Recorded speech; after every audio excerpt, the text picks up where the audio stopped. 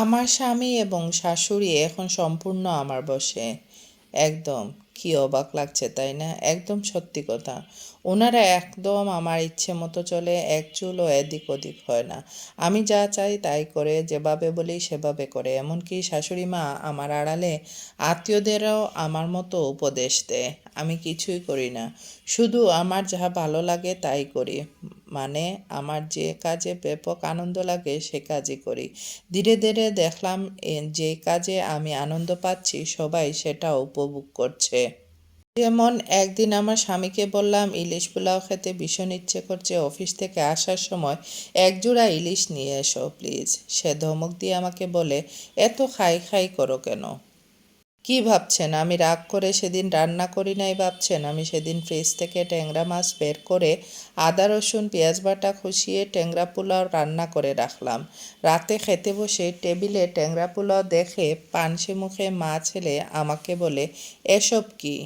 আমি পোলাওয়ের লুমকা মুখে দিতে দিতে বললাম, কি আর করব, ইলিশ নাই তো ট্যাংরা পোলাও করলাম, মনের স্বাদ পূরণ ভীষণ দরকার।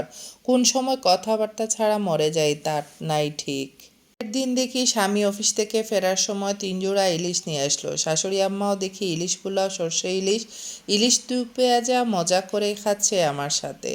এটাই তো সেদিনের কথা। বিয়ের পরপর শ্বশুরবাড়িতে একদিন আমার শাশুড়ি আমাকে বললেন, বৌমা, 15-20 জনের জন্য দেখি বিরিয়ানি বসাও। বিরিয়ানি 3 জন মানুষের জন্য পারফেক্ট। সাদা ভাত রান্না করতে গেলে এখনও আমার বুক ধুক ধুক করে। ভাত নরম হইল, শক্ত হইল নাকি কিছু হইল না। আমি রাঁধবো বিরিয়ানি, তাও আবার 20 জনের জন্য। আমি শাশুড়ি আম্মাকে বললাম, আমি তো পারি না মা, আপনি দেখিয়ে দিন, আমি পরের বার ঠিক মতোই পারবো। শাশুড়ি আম্মা যেন কারেন্টের শক পেল আমার এই কথায়। নিজে নিজে বিড়বিড় করে বলে, হায় রে আমার ছেলের কপাল রে, হায়াত ঘরের মেয়ে নিয়ে আসলাম, বিরিয়ানি জীবনে খাইছে কিনা কে জানে।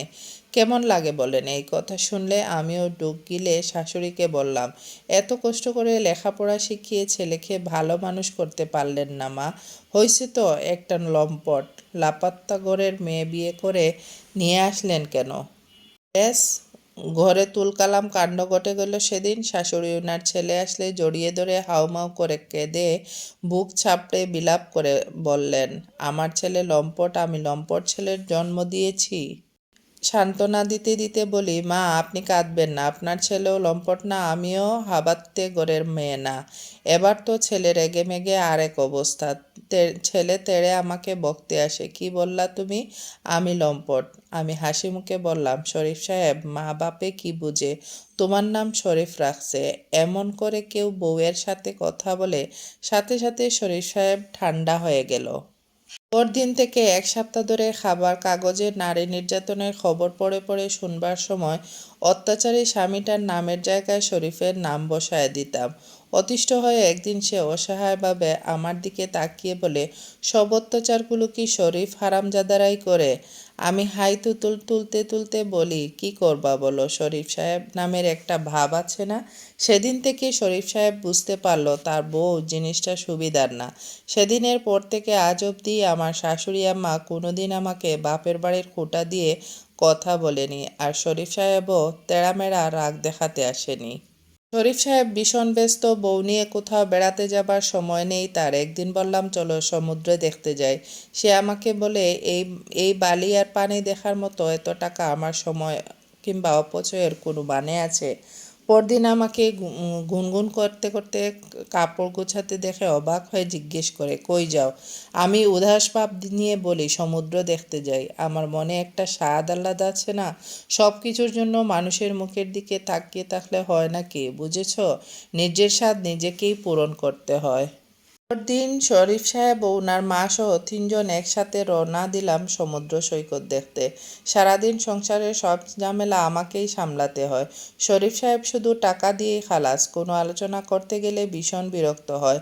সে টিভি দেখতে বসলেও কিছু বলা যাবে না, মনোযোগ নষ্ট হবে। ঘুমাতে আসলেও ক্লান্ত থাকে, খেতে বসলেও বললেও স্বাদ নষ্ট হয়। একটা জিনিস বুঝতে পারলাম, সংসারে যে কোনো ধরনের অন্যায়কে মাথা পেতে মেনে না নিয়ে শান্ত এবং কঠোরভাবে সমাধান করাটাই সবচেয়ে আগে দরকার।